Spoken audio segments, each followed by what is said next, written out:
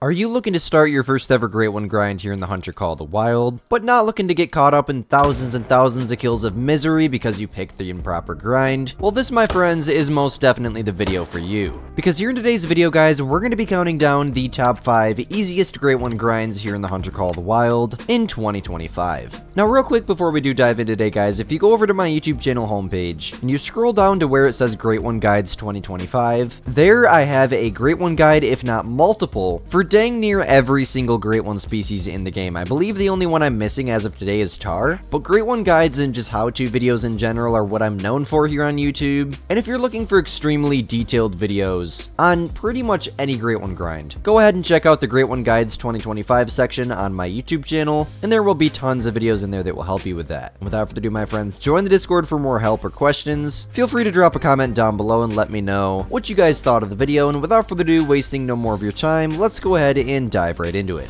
So coming in at number 5 here on our list of the top 5 easiest Great One grinds to do here in the Hunter Call of the Wild is going to be the Red Deer. Huge shout out to my friend ProXCK for allowing me to use his hotspot maps in all of my videos and in my Discord server. Definitely go show him some love. He makes some beautiful hotspot maps and they help me so much with my videos. But the best map for you to do the Red Deer Great One grind on is going to be Teawaroa. Now I'm going to go ahead and toss a hotspot map up on screen for you guys right now. Go ahead and take a screenshot of that, save it for later, and as you probably noticed, there is not very many drink zones for Red Deer in Teawaroa, and all of those drink zones, at least the vast majority of them, are very wide open. Now, unlike other maps like Emerald Coast, Parque Ferdinando, Quattro, and God forbid Hirschfelden, are very difficult for Red Deer, especially when doing things like herd management, because of the fact that there are very large numbers of zones, and in most of those maps, especially maps like Emerald Coast and Hirschfelden, it's going to be very thick around those zones, making it a very big challenge to find all of your drink zones, not to mention managing them.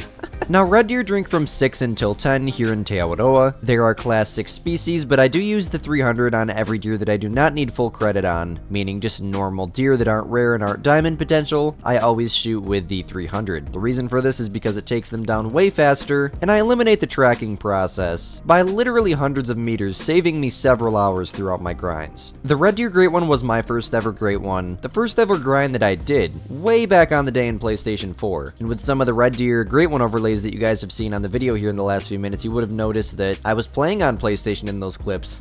I would strongly suggest the Red Deer Great One to any beginner player looking to get into grinding, as they are relatively easy to herd manage. They're one of the easier grinds to manage in my opinion, and really the only thing that's holding me back from like promoting this as one of the best grinds in the game, which in my opinion it is, but a lot of people who are also very into grinding would disagree with me because of the fact that the Red Deer only have one fur type, and frankly one rack type, but it comes in different like sizes. There's the small rack, mid rack, and big rack. And not to mention every individual rack is different thanks to the true rack system, but there's not like 6 different racks that you can get to. Say for example like the moose rack, you got the 50-50 rack, typical rack, spider rack, you know, it goes on. Whitetail, you got the big rack, the typical rack, drop tine rack. It's the same general build for the Red Deer, but it's not like a drastic difference. Between the small rack and the big rack, yeah, there's a pretty obvious difference, but overall it's a really good choice of a grind, especially if you're just getting into herd management and you would like to begin to learn how to use herd management. Teawaroa Red Deer. Strong suggestion, my friends. I love the grind, I'll never get sick of it. Coming in at number 4 on our list of the top 5 easiest Great One grinds here in the Hunter Call of the Wild is going to be the Black Bear grind. Now the Black Bear grind is my favorite grind in the Hunter Call of the Wild. Yes, even after all the mule deer I've killed, all the fallow I've killed, all the whitetail I've killed, and all the other species I've killed, the Black Bear grind is one of my absolute favorites. For reason number 1, because I got a Great One bear and 10 kills after my first one spawned, not to mention it was a spirit bear, and reason 2, because I felt like it was very satisfying. Now I'll explain what I mean and quite frankly why this grind is even on the list here in a second. When I was first starting off in the bear grind, I was under the impression that this is going to be an extreme challenge to herd manage, probably worse than the whitetail grind because bears can be everywhere there's water, besides I believe this one lake right here. But what I didn't realize, or nonetheless what I didn't think about, is the fact that over 70% of the full black bear population on any map is females. So I just counted there there is in fact 33 lakes that black bear can be at here in Silver Ridge Peaks, and then 33 minus 70% is 9.9 lakes. Now keep in mind that that is just an estimate. I'm not aware if 70% is the exact number. It might be less, it might be more, and also that's not including the river here, which I do have a few zones on here and there. But realistically, after I realized that, and I went to those lakes, and yes, it did take me a while to find the males, but every time that I would find a female and I could cross that lake off of my map, it was very, very satisfying because zone by zone, I was just crossing lakes off of my map, which, I mean, usually when I'm doing a grind, I'd have to shoot that lake down to be able to cross it off my map, unless I got lucky. And not to mention, I mean, the scenery here in Silver Ridge Peaks running through the mountains at 7 a.m. is just amazing. Definitely the most relaxing grind in my opinion, the grind that I would be doing at 2 o'clock in the morning. Sure, we've all been there before. But yeah, bears drink from 4 to 8 here in Silver Ridge Peaks. Here's the hotspot map for them. Go ahead and take a screenshot of that. Once again, save it for later. They are a class 7 species, so you can ethically use the 300 on them or the 375, whichever you prefer. For me, it just depends on the day and the vibes. The 7 to 9 rifles do an amazing job on the bears. I could comfortably hunt these things with like the 308 or something, but I mean the 7 to 9 just make sure they don't go anywhere. Having that extra bit of power is always nice, and grinds like the moose grind and the bear grind you can actually use the big guns on makes it a whole lot easier. Now, if you want to learn more about the bear grind and how exactly I'm doing my bear grind, and I've narrowed it down to only 4 lakes that I rotate through and shoot male bears at, I would strongly suggest checking out my detailed Bear Great One guide, as I cannot squeeze it into this video because it would be like an hour long. But nonetheless, I mean, strongly suggest the grind. One of, if not my favorite grinds in the game. If I can like all the grinds, besides Red Fox, the same, then I definitely would, but unfortunately, I do believe that bear, it's between bear and whitetail for me, but bear might have to be the favorite. So coming in at number 3 here on our list today of the top 5 easiest Great One grinds to do here in the Hunter Call of the Wild is going to be the pheasant grind. Now the reason for this is because in my opinion, the pheasant grind here in Sceudule is one of the, if not the easiest grind to do here in Call of the Wild. It's very, very simple. This portion of the video is not going to be very long. All you need to do is pick 10 feed zones at your time of choice. For me, it's the, as you can see in the bottom right hand corner, 4 to 8. You pick 10 feed zones, place down 10 tents and 10 ground layout blinds, which you can find in the Duck and Cover DLC, and start shooting. It's that simple. Now the zones do have to have specific roosters and hens in them, so there is still some purpose in watching the pheasant guide, but I mean really the only thing you need to know is if there's males and females, or roosters and hens as I like to say, in a feed zone, then it's a good zone to set up at. That simple. Now the reason that I'm set up at so many zones, quite obviously more than 16, is because I've found more flock zones with those hens and those roosters in them, and over time I've just accumulated more tents, and I figured, you know, it's definitely not gonna hurt to set up at one extra zone. And next thing I know, a few weeks later, I'm at the tent limit.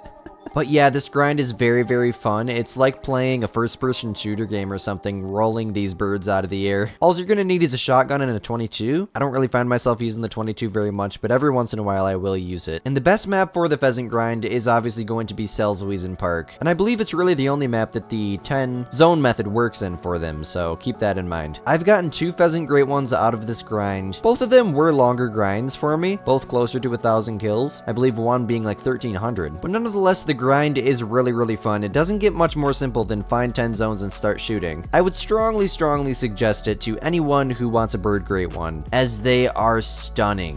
Now coming in at number 2 here on our list of the top 5 easiest grinds here in the Hunter Call of the Wild in 2025 is going to be the Fallow Deer grind. Now my reason for this, which keep in mind, the list in this video isn't like from worst to best of the top 5, because obviously I know the pheasant grind is easier in terms of what you need to do for preparation than the Fallow Deer grind. That wasn't my intention with this video. All 5 of these grinds are amazing choices, and I'm just putting them out there for you guys, frankly. But my reason for the Fallow Deer coming in at number 3 here today is because for the absolute longest time, the Fallow Deer grind was the easiest here in the Hunter Call of the Wild. Then Pheasants kind of broke the barrier when they released Sceudule, along with the Great One Pheasants and the Great One Red Fox. And then after that, the species we're going to cover as number 1 here today absolutely just decimates any other grind. It is so easy, it's hilarious. But the Fallow Deer grind produces more diamonds than any other grind in the Hunter Call of the Wild. I'm set on the fact I have so many diamond fallow, I don't even taxi them anymore. That's how insane it is. It has to be 270 plus for me to tax it.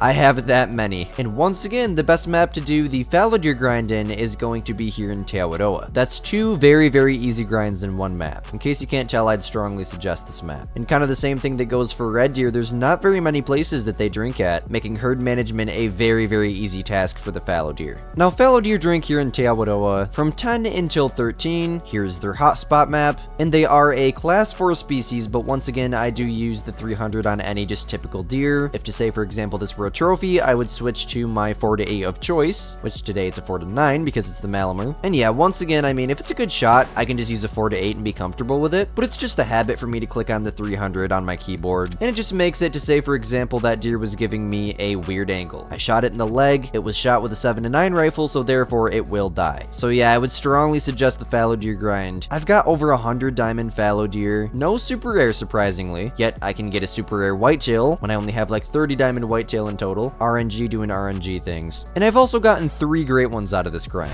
So coming in at number 1 here on our list of the top 5 easiest great one grinds here in the Hunter Call the Wild in 2025 is going to be the Mule Deer. Now the Mule Deer grind is something different, guys. The Mule Deer grind specifically here in a ski ridge is something different to look at. Now in the other maps I hear it's pretty dang challenging, but here in a ski ridge there's only like 25 lakes that they can be at. I'm currently rotating through 10 zones, and this has been my most successful great one grind of all time. Now at first I thought I was just magic, but over time I started to realize that other creators have so many of these great ones so fast, and I was like, huh, there's a pattern going on here. But meanwhile there's other creators like my friend Lady Legend that dang near took them 3,000 kills to get one great one. Whether or not random number generation's in your favor, the Mule Deer grind is by far the easiest grind in the Hunter Call the Wild 2 herd manage. The diamonds are fairly consistent. I believe I have like 50 or 60, and I've killed 3,200 of them, so I have 1 super rare, surprisingly enough. I really didn't expect that. It was a diamond albino, and I have 4 great ones. Messed one of them up, but let's just not talk about that. So this grind, in case you can't tell, is very, very, very easy. Mule deer drink from 15 until 18 here in a ski ridge, and a ski ridge would be my map of choice when recommending the Mule Deer grind to anyone. Here's the hotspot map for them. As I mentioned, they're pretty much just on the left-hand side of the map and nowheres else, not even on that river portion. EW was nice enough to not make us have to run the river for mule deer. I think they had a sneaking suspicion this grind was gonna be a big one. Mule deer are a class 5 species, but as to be expected, I use the Arzina 300 on them or the Valgrita 375. Those are my 2 go-to 7 to 9s, so unless it's a trophy, it gets shot with a big gun.